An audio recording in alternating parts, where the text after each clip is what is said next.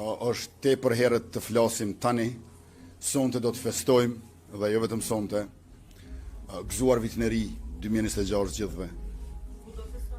Por natyrisht që nuk do të vonohemi që ta trajtojmë edhe këtë çështje. Na duhet të bisedojmë edhe me opozitën për çështjen e presidentes apo presidentit të ardhshëm, por siç e kam thënë edhe mbrëm në një emision në Radio Televizionin e Kosovës, paraprakisht do të ulem të bisedoj me presidentin aktuale dhe më pastaj do të ndërmarrim edhe hapat e ardhshëm në mënyrë që të ecim përpara bashk, sepse dihet që si për marrëveshjen ndërkombëtare, ashtu për zgjedhjen e presidentit është e nevojshme që të qëndrojnë së paku 80 veta në sallë, edhe nëse votojnë kundër, dhe për këtë do të na duhet të bisedojmë, por ky nuk është as hapi i dytë, është hapi i tretë, paraprakisht certifikimi i rezultateve që do të na bëjë të qartë përbërjen e saktë të legjislaturës 10 të konstituar në kuvend.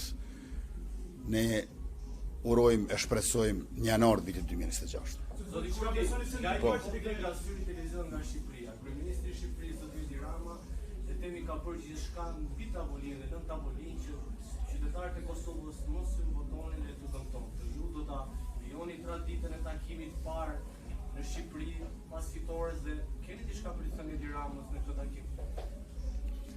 Ne bashkëpunojmë me Republikën e Shqipërisë, me cilën do qeveri që është aty. I kemi 58 marrëveshje të reja me kryeministrin Rama dhe niveli i zbatimit të tyre është më i madh se kur më parë. Unë nuk jam në dijeni të atyre akuzave që thatë ju, por në të njëjtën kohë ne jemi të interesuar që afrimi edhe bashkëpunimi me Shqipërinë të rritet gjithnjë më shumë. Tash kemi edhe abetarën e unifikuar nga viti 2021 këtej.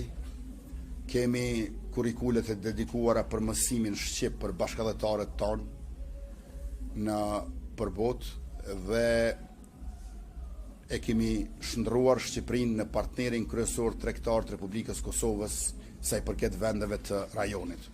Kur kësaj ja shtojmë edhe Alpexin, Albanian Power Exchange, ku ne dihet që kemi dalur nga bloku regulativ me Serbinë, Mualnezi dhe Maqedoninë e Veriut dhe jemi bashkë me Shqipërinë. Unë besoj që kemi shumë arsye për t'ju gëzuar bashkëpunimit të shteteve tona, pa harruar edhe ata 200.000 qytetarë të zonës kufitare ndërmjet Kosovës dhe Shqipërisë, të cilët tash i kanë 26 vendkalime kufitare.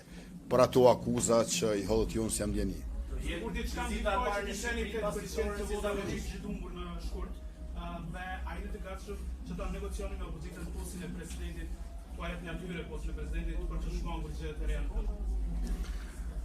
Ta negocioni dhe t'ua jepni atyre janë dy gjëra të ndryshme. Nuk mund të përdoren si sinonime, aq më pak në të njëjtën fjali.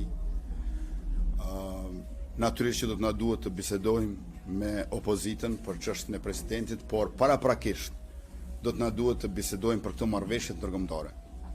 Dhe unë besoj që ai do të jetë një test i rëndësishëm për bashkëpunimin qeveri opozit në 4 vjeçarin e ardhshëm, por po e ritheksoj njerë duhet presim certifikimin e rezultateve. Faleminderit shumë. Urdhroni edhe një pyetje të fundit.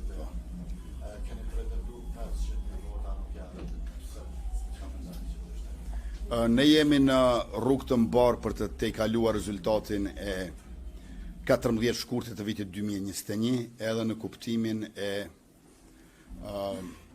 numrit absolut të votave, por edhe të përqindjes relative në këto zgjedhje. Besoj që është një rezultat shumë i kënaqshëm, e 500.000 vota në zgjedhje tjera që vijnë pas tyre. Herë do kur që janë ato. Faleminderit shumë, gëzuar vit i ri 2026.